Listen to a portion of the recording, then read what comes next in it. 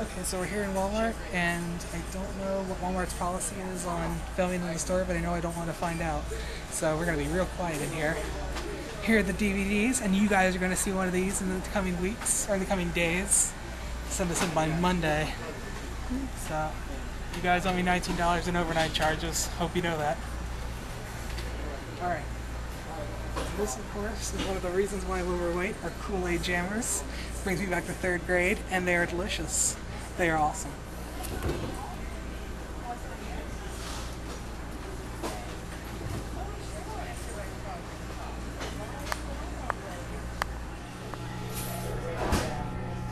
So, we're now at Chili's, and again, I don't know the whole filming rules, but I don't want to find out. So,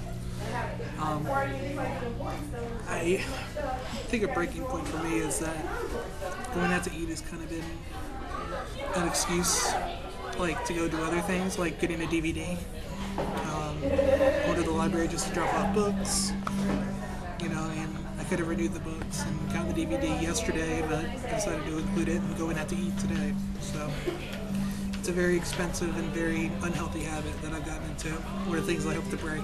So.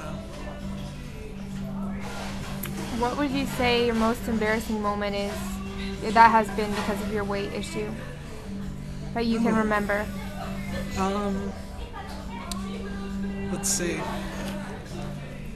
Just walking into the dining hall is embarrassing, honestly.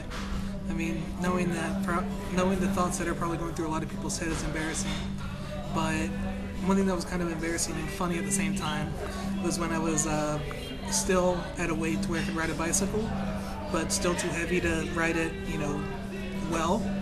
I started riding it, and one of the pedals broke, and I ended up almost circumcising myself right on the bicycle. So, needless to say, that was still before I hit this point, but it was still along the way.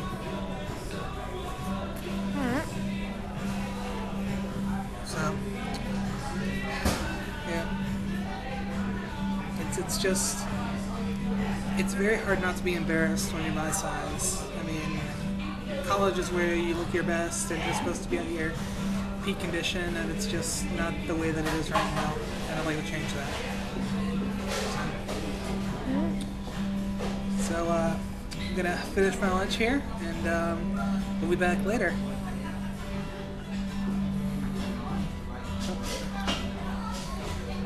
Delicious burger, though.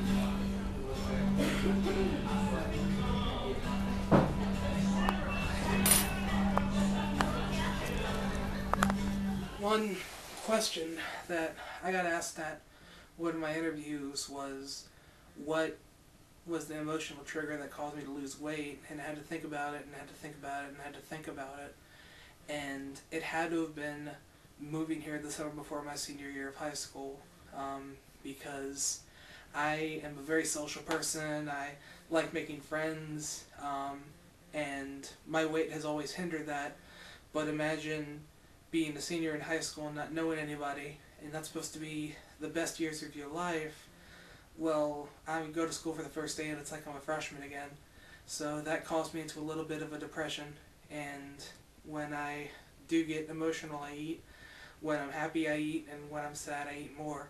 And food kind of became the only friend that I had. The lunch ladies were all so nice and so welcoming, and food was just kind of there for me.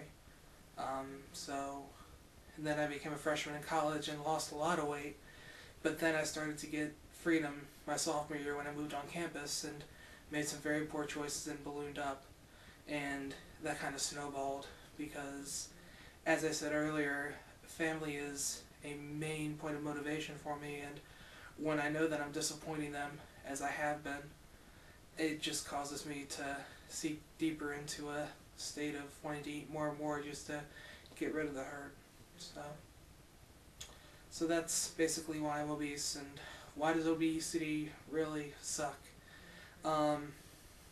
Being obese sucks because I have known drug addicts before. I know cigarette smokers, and I know alcoholics, and all of them are able to effectively hide their problems when they're with their families, or they're at their jobs, or they're with their friends, or they're with anybody who would frown upon that. Well, I carry my addiction with me. Everywhere I go, everyone that sees me knows right away that I have flaws. And although everybody has flaws, none of them are as evident as mine the moment you meet me. So that a lot of people just don't meet me because, you know, if I have this flaw, what other flaws could I possibly have? I mean, when people think of obesity, they think of a lack of self-control. And in all honesty, I probably do have some self-control problems. But beneath the self-control problems and beneath the obesity is a heart of gold and someone who would do anything for his fellow man, and somebody who is just looking to change the world. Even if it's losing all of this weight and going around and telling other obese people that being obese does not mean you cannot be successful. You can be successful. Being obesity does not mean you cannot be great, but it means you can be better. I mean, I have been great in college, but I know that I could have been better, and I know I can be better. So that's basically why I want to lose this weight, and why obesity sucks, and why I am the way that I am. Alright, so this is the Shellnut family dinner. We have pork loin here, looks delicious. Twice baked potatoes and carrots. The thing is, like a lot of overweight people, it's not my normal meals. At home I eat wonderfully, it's just the snacks in between and the going out to eat, which I think really contribute to my obesity.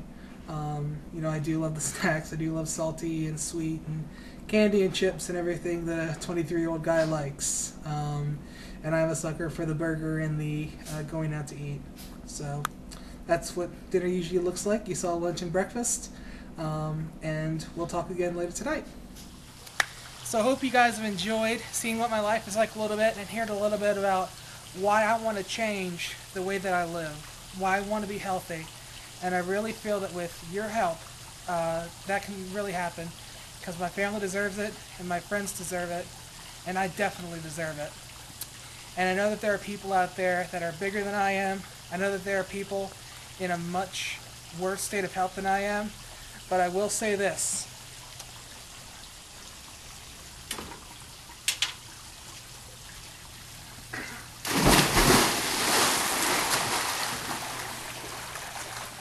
When I want something, I dive right in. And nobody wants this more than I do. Hope to see you guys soon.